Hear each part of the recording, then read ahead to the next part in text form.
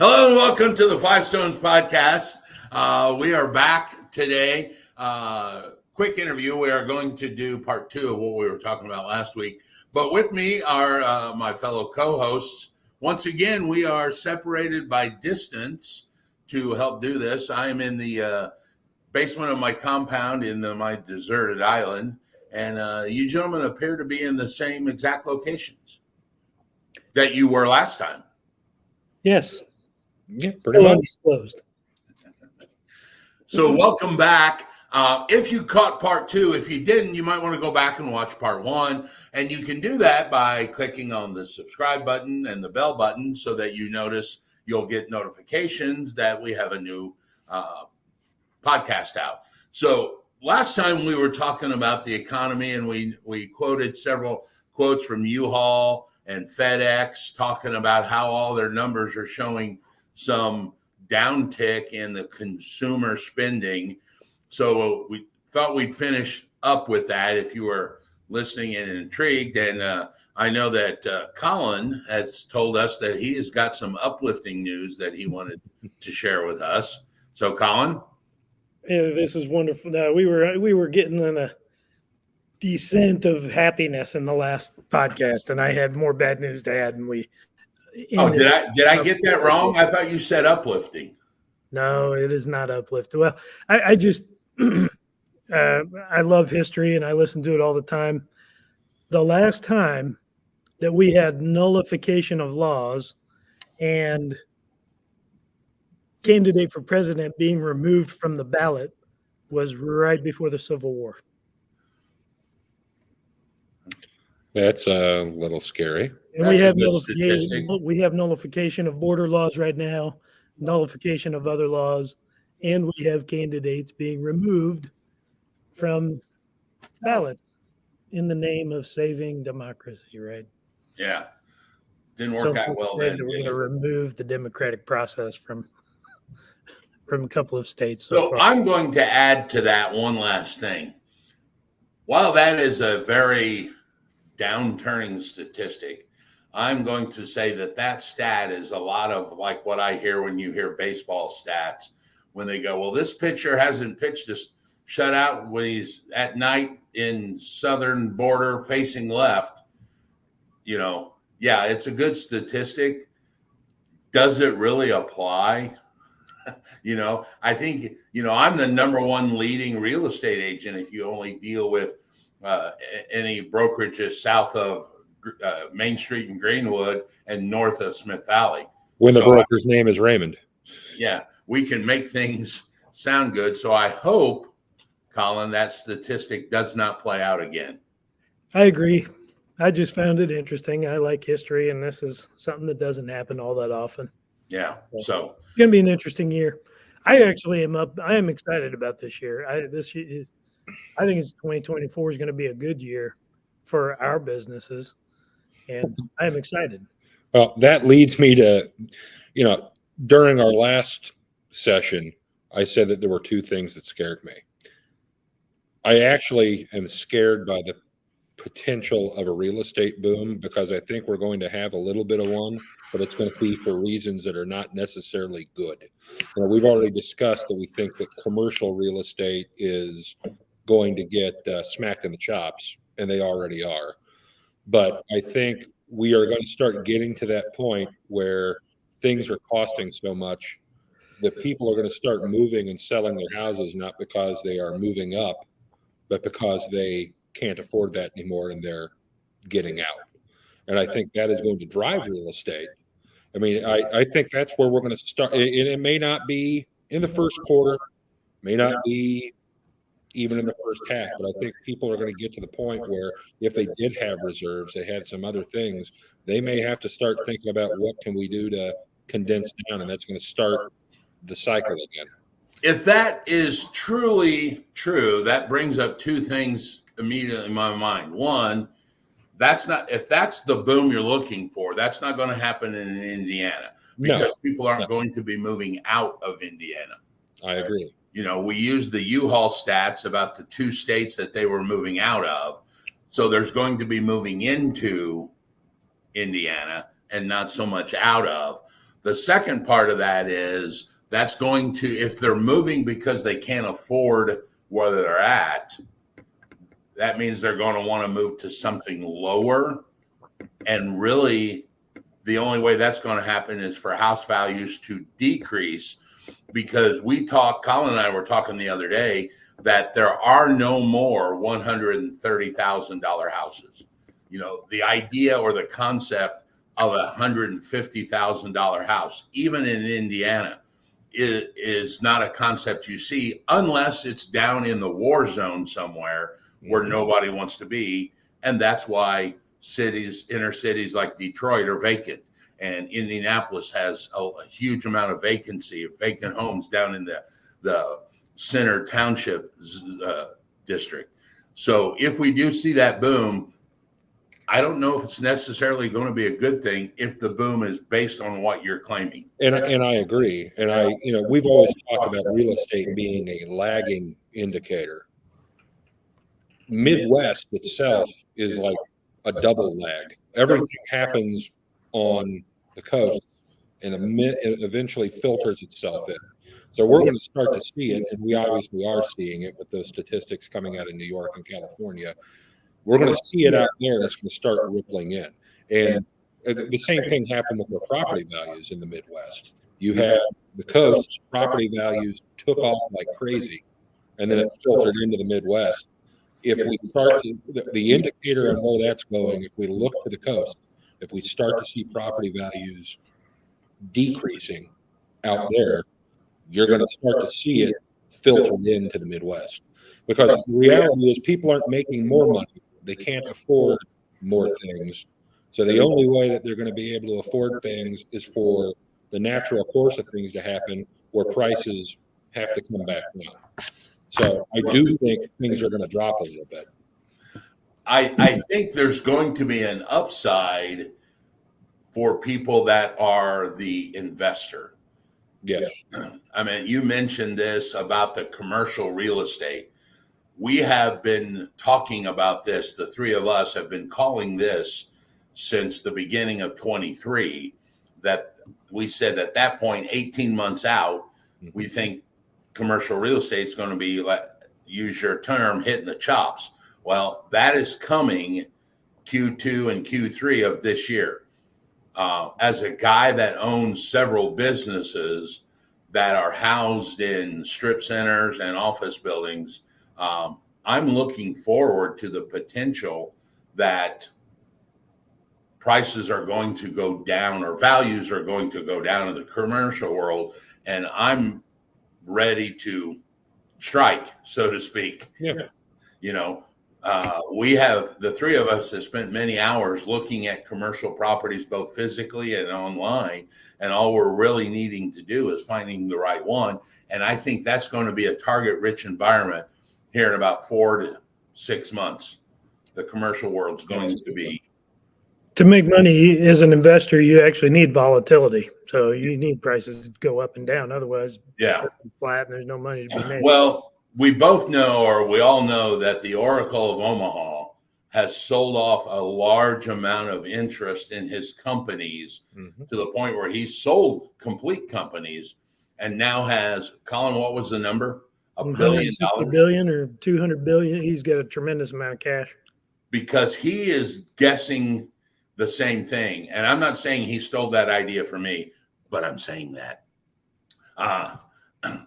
he knows that come Q2, Q3 of this year, there's going to be some good deals for big companies, large commercial areas, things like that. And being able to be sitting on a bunch of cash is going to enhance his portfolio down the road in the long run, you know.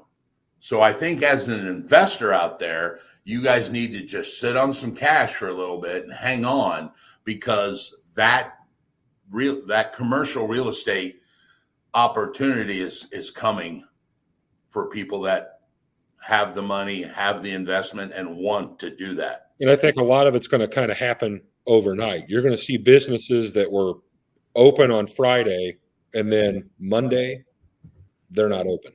I mean, and I read a news article on that today. 2 restaurants in the Indianapolis area, one in Greenwood, Bar Louie. They were open on New Year's Eve. New Year's Day, they were shut down, and they're not reopening. They just put a sign on the door, and that's it. I know. Here's downtown, same thing. I personally know 2 real estate brokerages that closed their doors the first week of the month. Yep. And I am dealing with the fallout with some of the deals and agents that were employed by a company on December the 30th that are now not, because the company actually has both of them filed for bankruptcy protection and have closed. So yes, I think you're probably right that you may one day ta-da and the next day no way,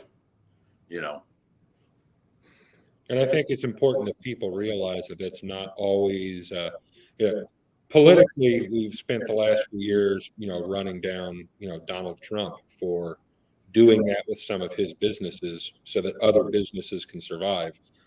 It's important to understand that that is a natural thing that businesses do to survive. It happens. It isn't them trying to exact revenge on the consumers. It isn't them trying to take it out on anyone by doing that.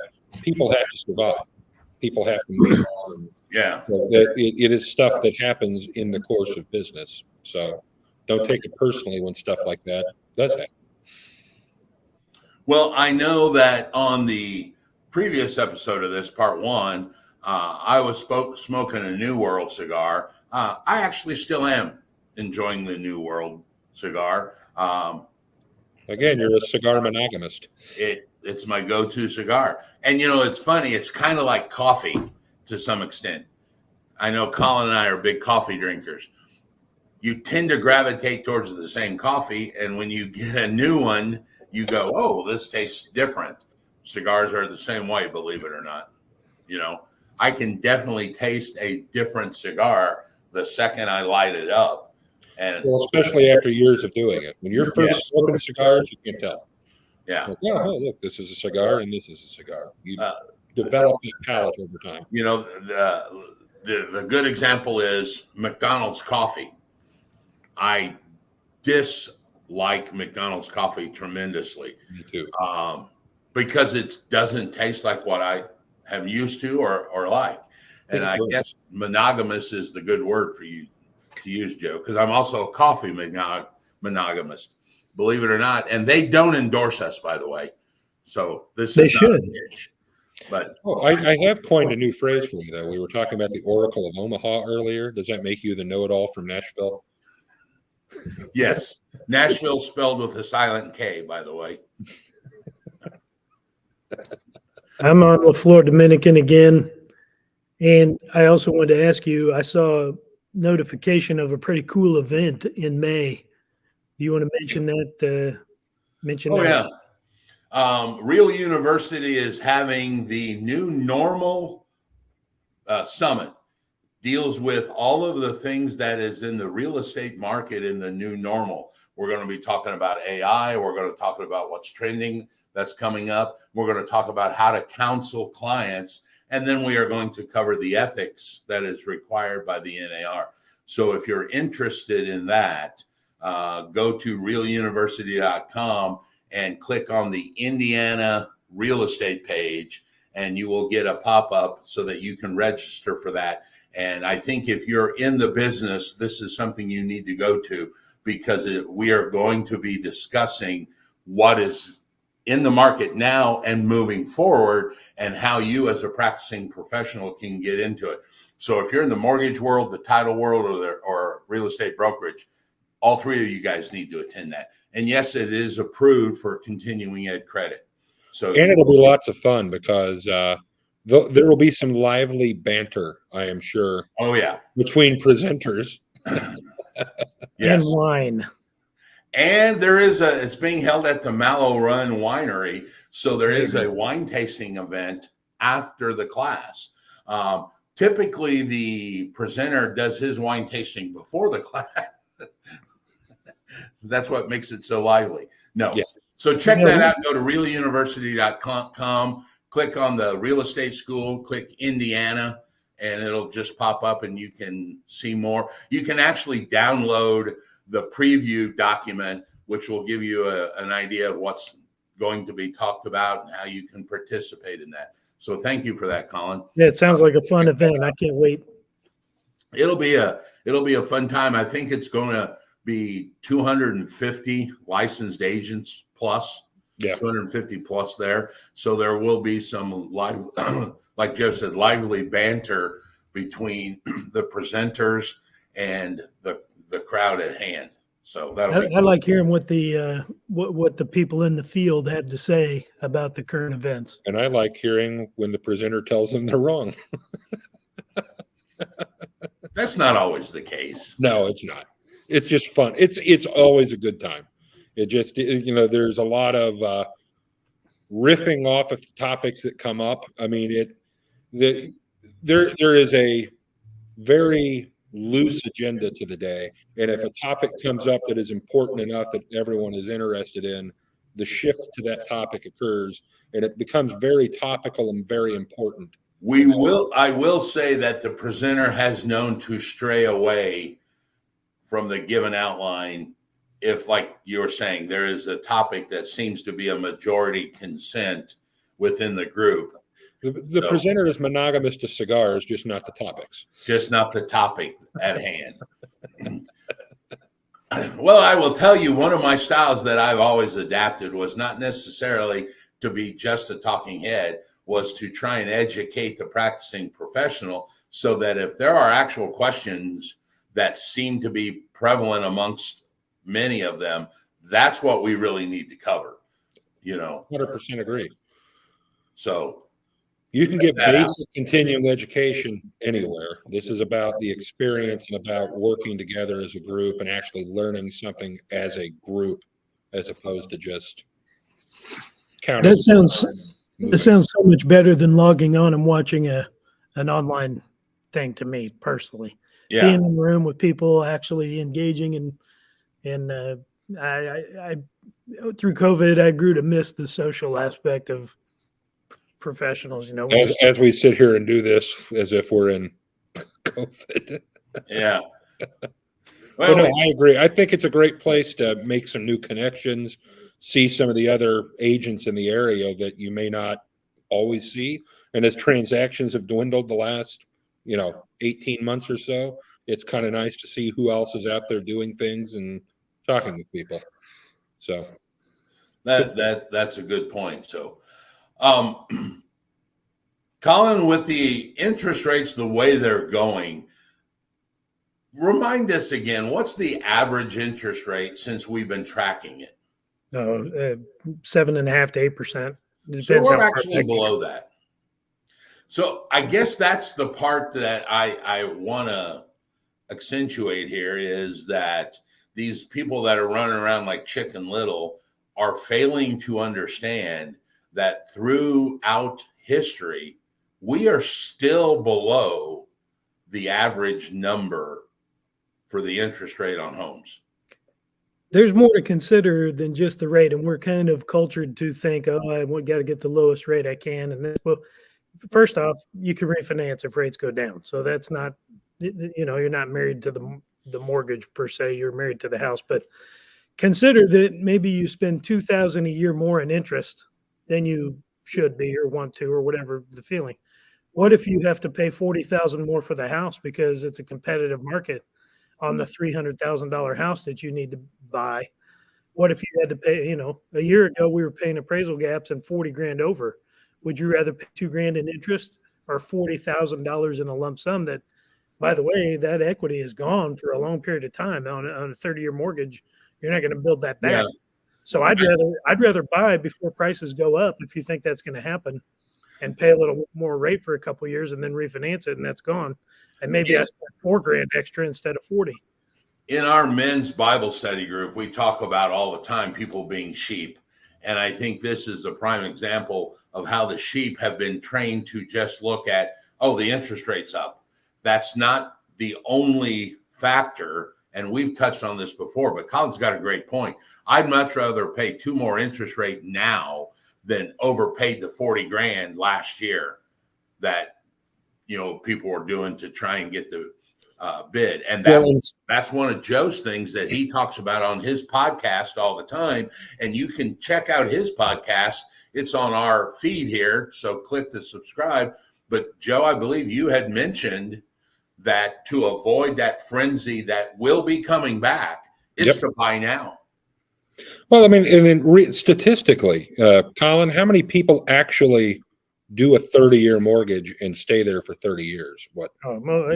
8 to 10% of people? Used to be 7 to 10 years people move. That was the normal. Now that may be skewed over the last 4 or 5 years. I think things have been wild. A lot of unpredictable things may have skewed that. But the real anomaly was the fact that rates were at 3% for 10 years or more. Yeah.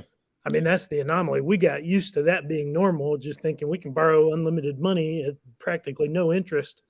And I think a lot of people built their lifestyles around borrowing money. A lot of businesses built their business around borrowing money. Now the piper is coming around to be paid. So, well, I mean, I think it's not even that bad yet. To your point, it's not that bad. 6.5.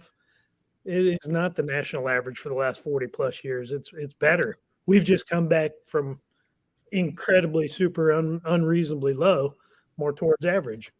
Well, I mean, I think the sheeple, we'll call us sheeple, look at these interest rates and extrapolate it over 30 years and think, my gosh, look at how much I'm going to spend over 30 years. You're not going to spend it over 30 years because you're not going to be there for 30 years.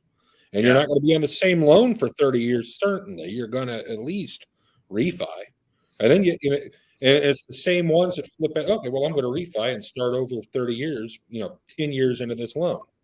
So you're still, it's just, they worry about things that don't necessarily line up with the reality of how they're going to live, because they hear buzzwords and they hear everything else and think that is important in the moment. What is important in the moment is, can you afford to live there?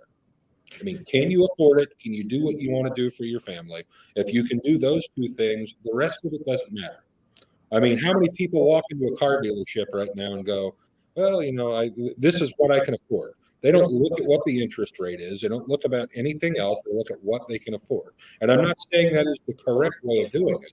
I'm just saying you can't do it in one spot and then not do it in the other. You either live that way or you don't. Yeah, everybody's trained and has been, back to your sheeple, just to say, well, the interest rate's high. Dude, you don't even, A, understand, and B, that's all you're looking at, then you're not entirely looking at the whole picture. There used to be a home builder here in the city named CP Morgan. They actually sold houses by monthly payments. They did. They were one of the few that used to market their houses as, get $3,000 or 3,000 square feet for $1,000 a month. Didn't mention the interest rate, didn't even mention the price of the house. And people were like, oh, I can afford $1,000 a month and buying houses. I think that might be one of the things people need to look at, like Joe's saying, what's the monthly payment? That's what most people look at. Can I afford this month's payment? Doesn't matter if it's 20% interest. If I can afford the $900 or $1,100, then I'm going to buy whatever I want to buy that way. And if you go back to the numbers that Colin just gave, which I don't know if necessarily are true, if you overpay 40 grand, but you're only paying 2,000 more interest, that's 20 years. And like Joe said, you're not going to be there 20 years. You're actually better off paying the $2,000 more in interest than you were overpaying for the property. I will go as far as to say this: unless you are buying a property in cash and you are not going to have a loan on it, there is zero reason to put down $1 more than you absolutely have to get the loan. Zero reason to do it. Yeah. You are better off having that money in your savings account, in the market, in a 401k, anywhere else, than you are burying it somewhere that you're not going to, it's not buying you that much by doing that. Why, if you don't have to put $20,000 down and you only have to put $5,000 down, there is no reason to put the other $15,000 into it right now. None. Yeah. Well, gentlemen, we have reached our threshold of time that we have crossed. So, are there any closing statements, Colin? Happy New Year. 2024 is here. Yeah. I think it's important to try to stay as positive as you can. And I know even we have difficulty sometimes. We spiral into these crazy thought processes that aren't necessarily happy, but it's important to try to stay positive, try to stay happy, and make the best of every situation that's presented with you. Something that we talked about at Bible study this last week is you're going to get presented with tough decisions one way or the other. Life is a series of tough decisions. You just got to be prepared to make a tough decision, no matter what, and it's okay. And what was the statement? Choose your hard. You know, it's going to be hard to be uneducated, but it's hard to get education, but it's harder to live without education. Yep. So just choose the hard and go with it. Guys, I want to thank you for joining us. People, I want to thank you guys. Remember, click the subscribe button, click on the bell, and you can get notified when we put more enlightening stuff out. Thank you very much. This has been the Five Stones Podcast. See ya. Haram.